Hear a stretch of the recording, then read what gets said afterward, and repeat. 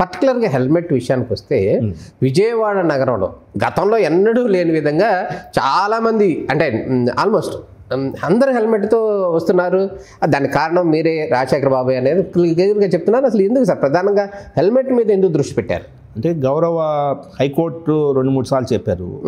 So నేను అంతకుముందు కూడా చాలా యూనిట్స్లో నేను ఎస్పీగా చేశాను. ఎస్పీగా చేసినప్పుడు హెల్మెట్ అనేది చాలా కష్టం. బట్ ఈసారి అట్లా కాదు, మనం వదలకూడదు అనే ఉద్దేశంతో ఎన్ని ఇదైనా, ఎందుకంటే మనిషి ప్రాణాలు పోతా ఉన్నాయి. ఎక్కువ ముఖ్యంగా విజయవాడ సిటీ ఏంటంటే మనకు హైవేస్ 2 హైవేస్ మధ్యలో నుంచి పోతాయి, సిటీలో నుంచి పోతాయి. హెవీ వెహికల్స్ పోతాయి. హెవీ వెహికల్స్ పోయినప్పుడు మోటార్ సైకిలిస్టులు విపరీతంగా చనిపోతున్నారు.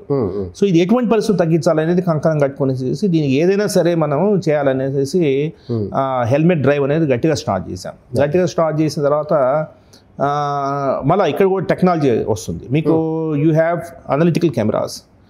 బెంచ్ సర్కిల్లో తీసుకున్నాం 23 minutes. బెంచ్ సర్కిల్లో 23 minutes ఫుటేజ్ తీసాం.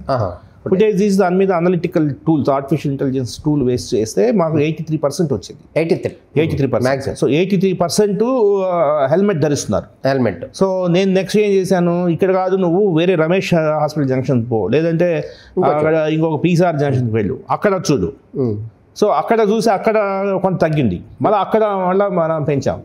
సో కొంత వినూత్నంగా like no helmet no entry, no helmet no fuel, అంటే కొంత ప్రజల్లో ఒక ఉత్సాహం రావాలనేది ఒక ఆలోచన.